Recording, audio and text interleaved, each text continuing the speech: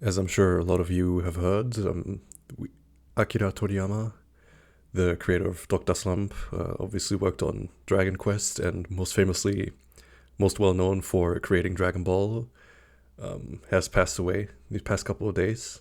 And we really lost one of the greatest, if not the greatest of all time, with him. And I just want to talk about, you know, how this man on his own has influenced hundreds of millions of people. Obviously, me included. If you see the place where I usually record back home in Germany, with the Dragon Ball boards, the skateboard decks on the wall with Trunks, who I still think Future Trunks is one of the coolest anime character, if not the coolest anime character of all time.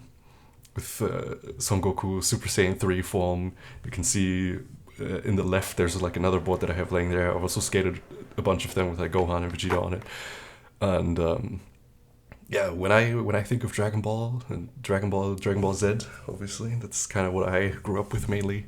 But I also watch Dragon Ball. I really feel nothing but love for the series.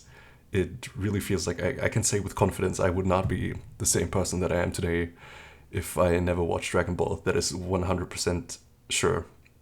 And originally I was gonna make the video in January about me watching anime for 10 years, but I changed it up a bit to become more general, and then it ended up being the how to love watching anime forever video.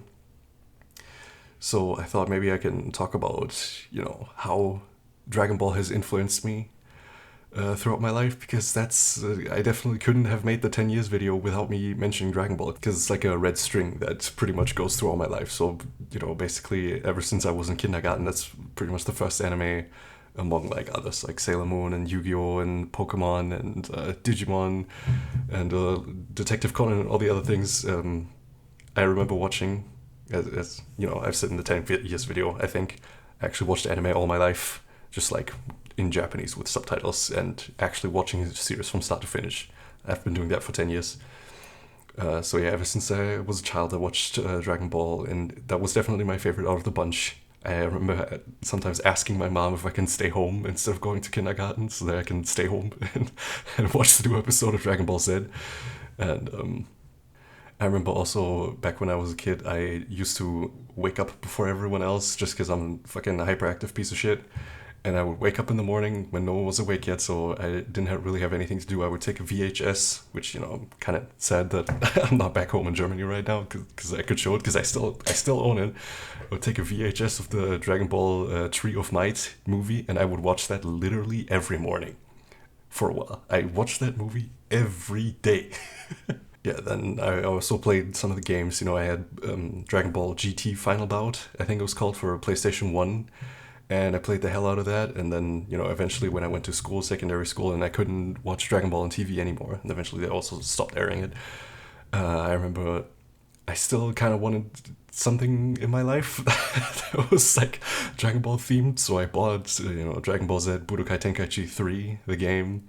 And I also played then Dragon Ball Burst Limit for the PlayStation 3 and Ultimate Tenkaichi and Raging Blast 2, which eventually ended up leading me um, to YouTubers who will play these games. So like Michael the Saiyan, for example, who's a Swiss YouTuber who still does videos, even though his channel isn't even growing or anything. So I still to this day respect the fuck out of him.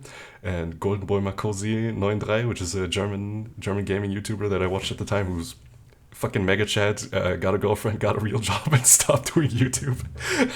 As you should. So respect him too. Sometimes he still posts on Instagram.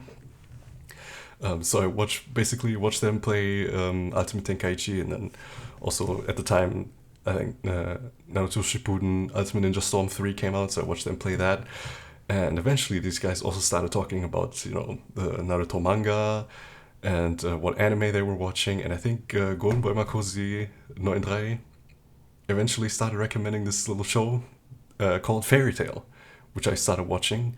And guess who today tweeted that he would never have become a mangaka if it wasn't for Akira Toriyama, Hiromashima. He tweeted that out today. So no Fairy Tail if Dragon Ball didn't exist, basically. And yeah, then basically with Fairy Tail I also ended up watching other anime. Obviously, that was January 2014. That's when the 10 years started. And yeah, obviously this channel wouldn't exist if I never went down that road. And it's all thanks to Akira Toriyama. It's, you know, obviously also inspired Naruto, inspired One Piece. There's also, Eiichiro Oda and Masashi Kishimoto also came out with statements today, of, because how sad they were of his passing. And, I also watched a new YouTube video by a YouTuber Natural Hypertrophy today. He was like a gym kind of guy, but obviously, because of Dragon Ball, like, I don't know, 50 to 80% of all, dudes that go to the gym are basically weebs as well. They were all led there because they wanted to look like Goku or want to look like Broly or whatever. And he obviously was also in the comments saying how much it saddened him that Toriyama Akira passed. And also even mentioned in the video, which he probably recorded before the news was out, he was talking about solo leveling and how it's not really, doesn't teach young men any good lessons, because you kind of just get the main character dudes, typical isekai stuff, just kind of gets the power for free and then good things happen, blah, blah, blah. And in that video, he even mentioned, like, people my age who watched Dragon Ball Z growing up, they probably got better lessons seeing Goku and Vegeta train their asses off and then to save the world, right?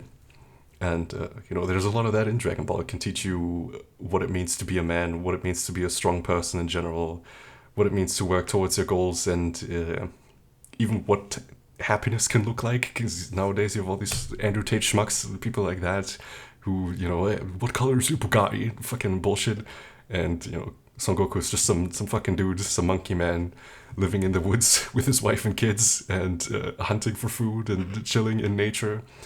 When he's not busy saving the world, and that's what his happiness looks like, So yeah, think I'm gonna leave you with the thing that I was left with the most when watching Dragon Ball, which is obviously the opening, right? It plays again and again. So in German, we had basically, it was like a German cover version of the opening song, which is pretty good. You could look it up on YouTube.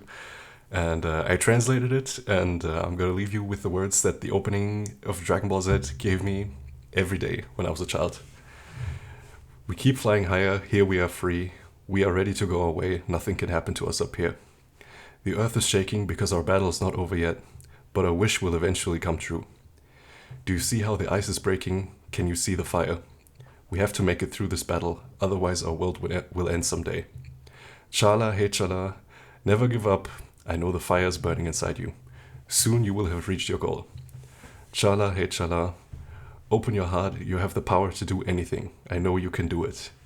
Chala, hey chala, do you feel the power that lives deep in your soul? It leads you to the Dragon Balls. Chala, hey chala, your dream will eventually come true, but the way is still so far. Rest in peace, Akira Toriyama.